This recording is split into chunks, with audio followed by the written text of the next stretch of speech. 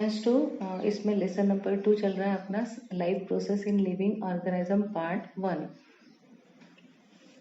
अब तक हमने देखा एनारोबिक रेस्पिरेशन में ग्लूकोज ऑक्सीडाइज होता है 3 स्टेप में।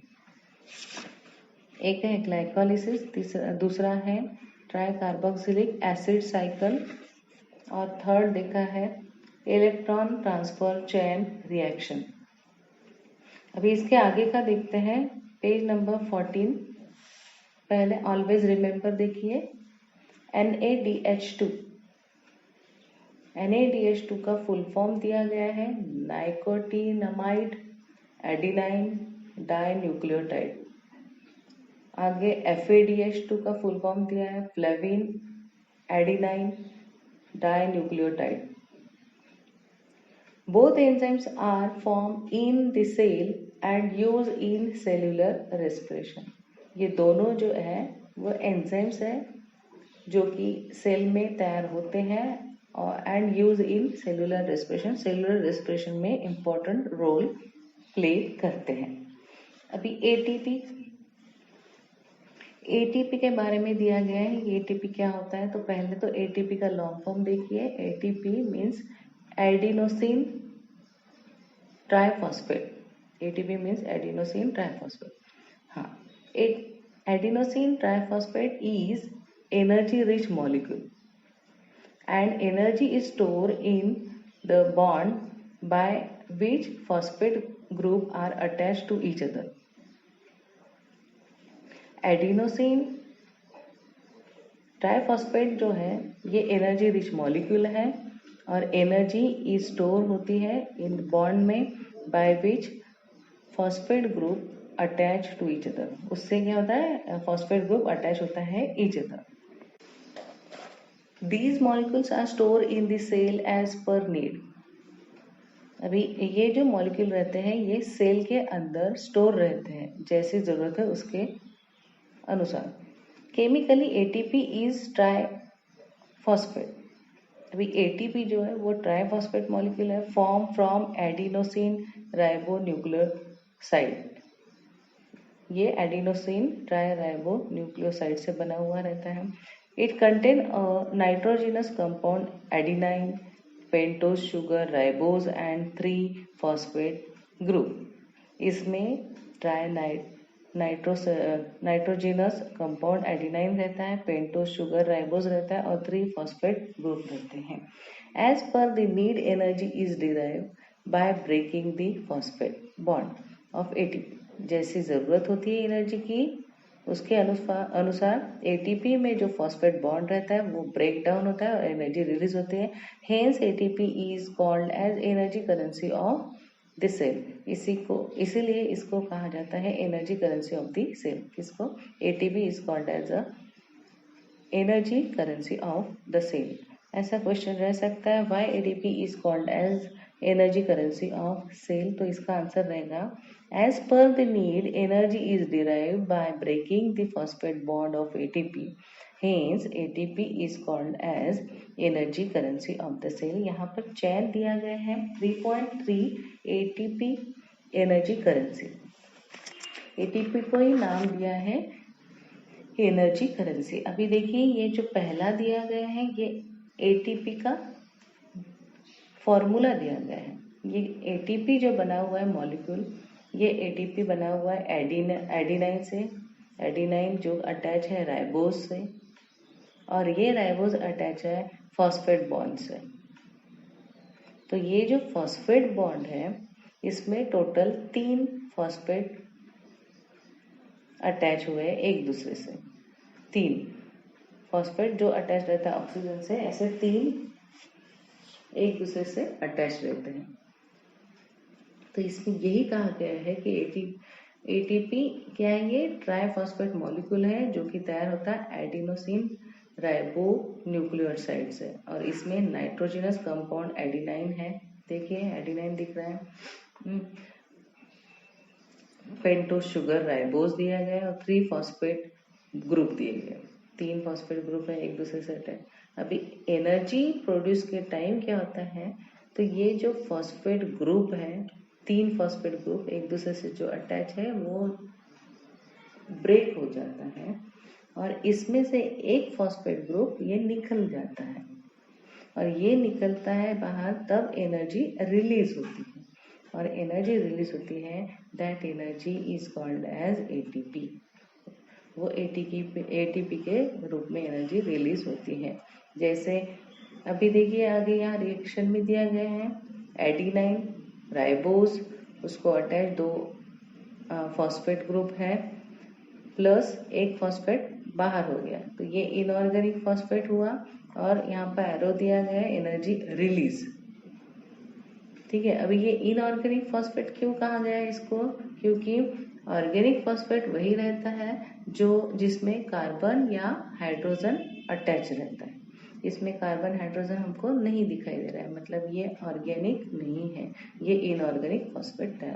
मतलब पूरा रिएक्शन में क्या है यहाँ पर 3.3 में देखिए एटीपी है, एटीपी जो बना है एडेनाइन राइबोज और फॉस्फेट बॉन्ड से 3 फॉस्फेट बॉन्ड से।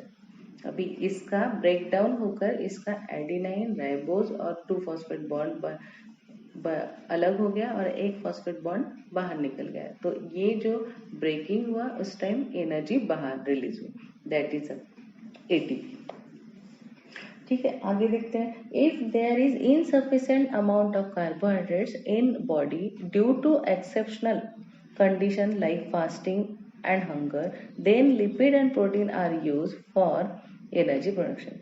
जैसे कि हमारा अगर फास्ट रहा या हमने खाना नहीं खाया तो हमने जो भी फूड रहता है उसका कन्वर्शन कार्बोहाइड्रेट में होता है, तो हमने भोजन ही ग्रहण नहीं किया तो ये जो कार्बोहाइड्रेट है वो इनसफिशिएंट रहेगा हमारे बॉडी में। तो इनसफिशिएंट अमाउंट ऑफ कार्बोहाइड्रेट के कारण क्या होता है, at the time of fasting protein और लिपिड ये क्या करते हैं, यूज में आते हैं फॉर एनर्जी प्रोडक्शन। ऐसे टाइम प्रोटीन लिपिड्स जो हमारे बॉडी में है वो एनर्जी प्रोडक्शन के लिए यूज में आते हैं। इन केस ऑफ लिपिड, अभी लिपिड का time they are converted into fatty acid. Lipid क्या करते हैं, एनर्जी कन्वर्ट करते हैं फैटी एसिड में, वेयर एज प्रोटीन क्या करते हैं, प्रोटीन इनटू अमाइनो एसिड में कन्वर्ट करता है। Fatty acid and amino acid are converted into acetyl co A.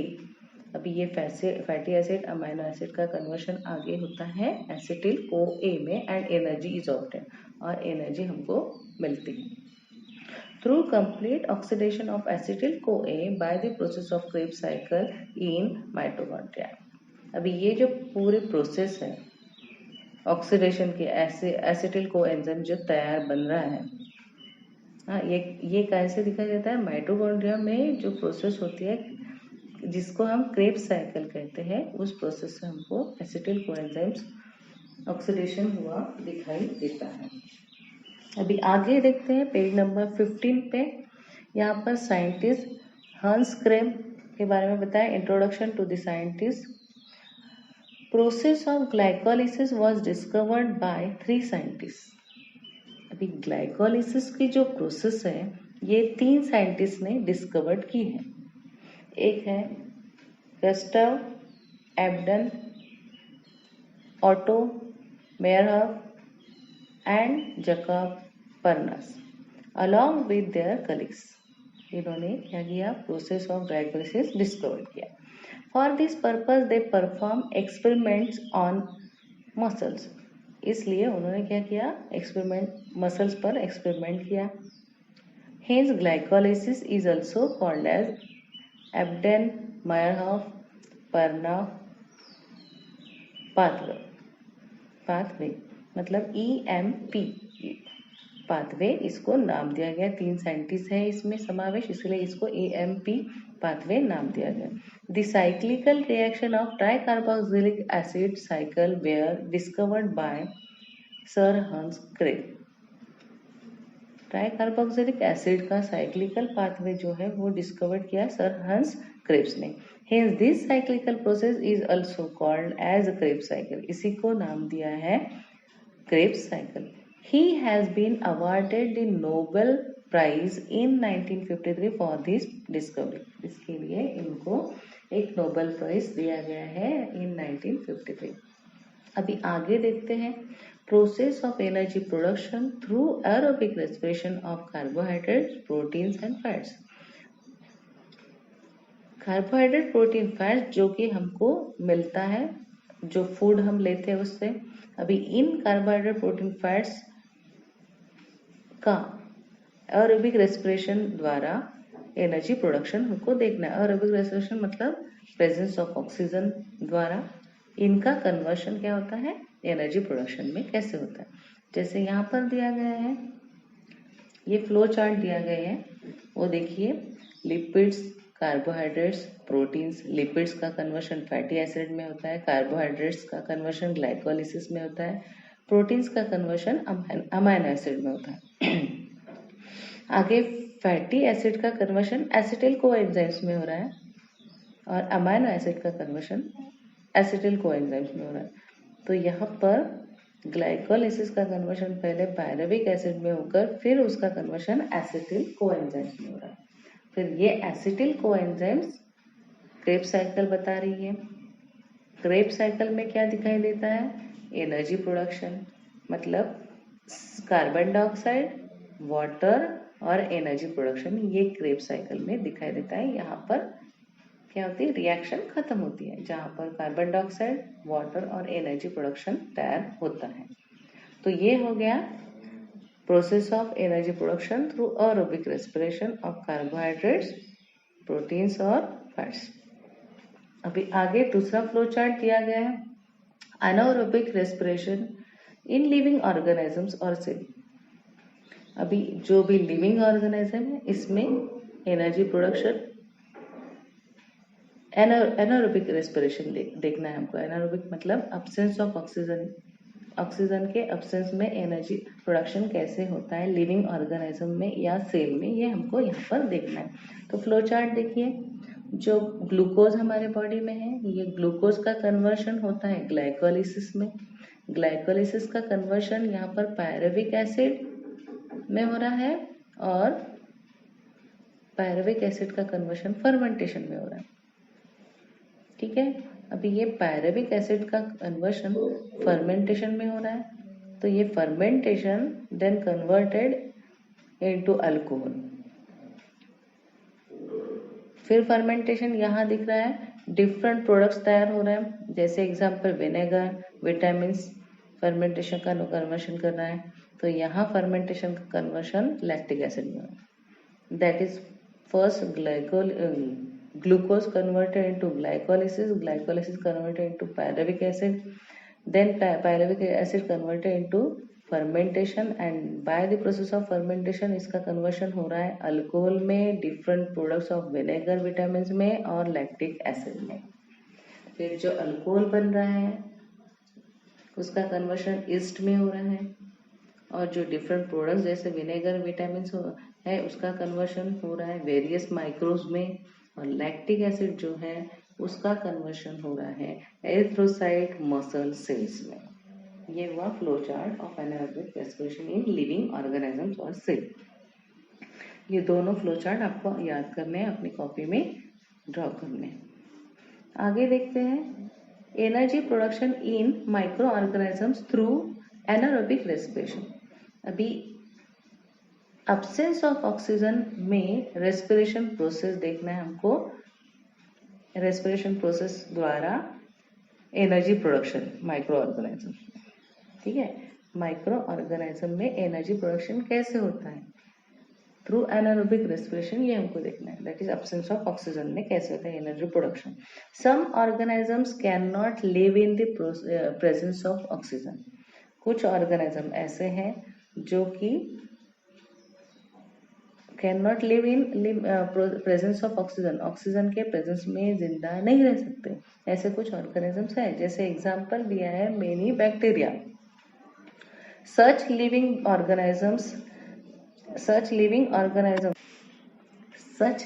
Organisms have to perform anaerobic respiration for energy production.